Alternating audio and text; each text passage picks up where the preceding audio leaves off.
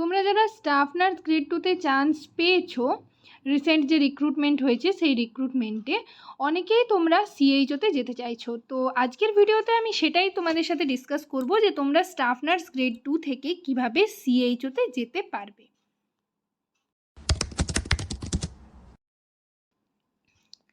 Hello সবাইকে, journey of a nurse চ্যানেলে তোমাদের আবারও ওয়েলকাম জানাই। তো আজকে আমি আরেকটা টপিক নিয়ে তোমাদের সাথে ডিসকাস করব।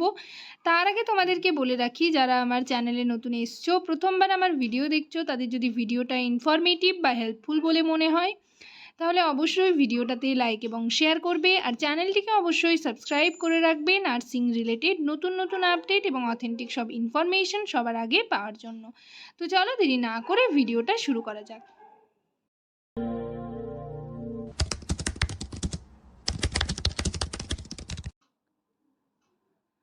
তো আগের ভিডিওতে আমি তোমাদের এই যে তোমরা নোটিশটা দেখতে পাচ্ছ, এখানে তোমাদের হচ্ছে নার্সিং ডেটাবেস আপডেট করতে বলা রয়েছে, এবং এই প্রসঙ্গে তোমাদের আমি বলেছিলাম যে তোমাদের একটা রিক্রুটমেন্ট হতে চলেছে বা হচ্ছে সেকেন্ড প্যানেল লিস্টও কিন্তু বের হতে পারে। তার সাথে সাথে আমি, তোমরা যারা আগের ভিডিওটা দেখেছো তারা জানবে, সেখানে বলেছি যে যেহেতু তোমাদের যারা আগে মানে কন্ট্রাকচুয়াল সিএইচও ছিলে, তারা যারা স্টাফ নার্স গ্রেড 2-তে চান্স পেয়েছো তাদের কিন্তু আবার সিএইচওতে নিয়ে নিতে পারে। তো সেই কারণে একটা মানে স্টাফ ক্রাইসিস দেখা যাবে। তো সেক্ষেত্রে কিন্তু তোমাদের সেকেন্ড প্যানেল লিস্ট বের হতে পারে বা হচ্ছে তোমাদের কিন্তু আরেকটা রিক্রুটমেন্ট বের হওয়ারও হাই চান্সেস রয়েছে।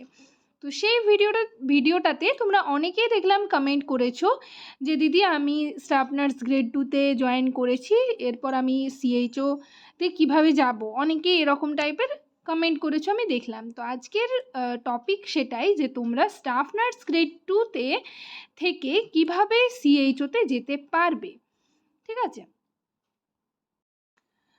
তো এক্ষেত্রে আমি বলে রাখি, তোমরা দেখবে আগেকার যে রিক্রুটমেন্টগুলো হতো, মানে তোমাদের ট্রেনিং পিরিয়ডে তোমরা শুনে থাকবে, দেখবে দিদিরা হচ্ছে, আগেকার দিদিরা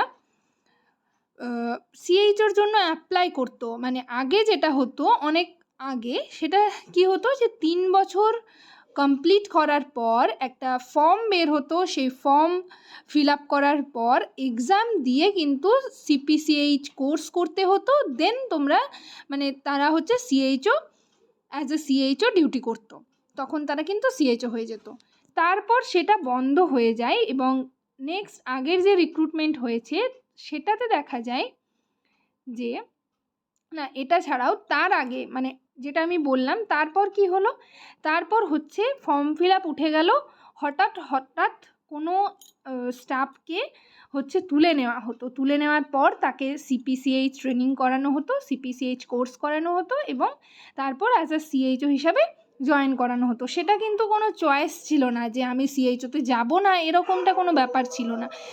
ওটা হচ্ছে অর্ডার আসতোই যে এদেরকে হচ্ছে এই স্টাফগুলোকে নেওয়া হবে, সিপিসিএইচ করানো হবে, দেন সিএইচও হিসেবে জয়েন করানো হবে, এরকম ছিল। নেক্সট যে আগের রিক্রুটমেন্ট, লাস্ট যে রিক্রুটমেন্ট, সেই রিক্রুটমেন্টে আবার কি হলো, অনেকে তোমরা রয়েছো কন্ট্রাকচুয়াল সিএইচও, মানে তারা হচ্ছে কন্ট্রাকচুয়াল সিএইচওতে জয়েন করেছিল, অ্যাজ আ কন্ট্রাকচুয়াল সিএইচও কাজও করেছে। তারপর তারা হচ্ছে যখন স্টাফ নার্স গ্রেড 2-তে চান্স পেয়ে গেল, তখন কিন্তু কয়েক মাস মানে 1 মাসের মধ্যেই তাদেরকে আবার আগের যে প্লেস অফ পোস্টিং অর্থাৎ কন্ট্রাকচুয়াল যে সিএইচও ছিল যেখানে, সেখানেই কিন্তু আবার অ্যাজ এ ডিটেলমেন্ট হিসাবে জয়েন করানো হলো সিএইচও হিসাবে। এরকমটা হতে থাকলো। তো এটাই কিন্তু এখনও পর্যন্ত চলে আসছে। তবে এবছর এখনও কোনো স্টাফকে তোলা হয়নি। তোমাদের যেহেতু 1.5 মাস হতে চললো, তোমরা যারা আগেও কন্ট্রাকচুয়াল সিএইচও হিসাবে জয়েন করেছিলে, এখনও পর্যন্ত তোমাদের কাউকে সিএইচও হিসাবে তোলা হয়নি বা সিএইচও হিসাবে জয়েন করানো হয়নি।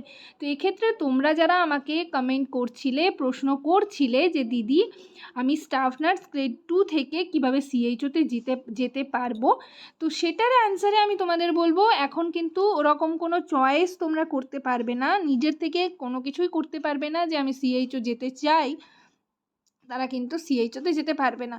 যদি তোমরা কন্ট্রাকচুয়াল সিএইচও করেছো, তাতেও কিন্তু সেটা হচ্ছে না। ওনারা যখন স্বাস্থ্য ভবন থেকে কোনো অর্ডার বের করবে বা হচ্ছে তোমাদের তোলা হবে তখনই কিন্তু তোমরা সিএইচও হিসাবে জয়েন করতে পারবে।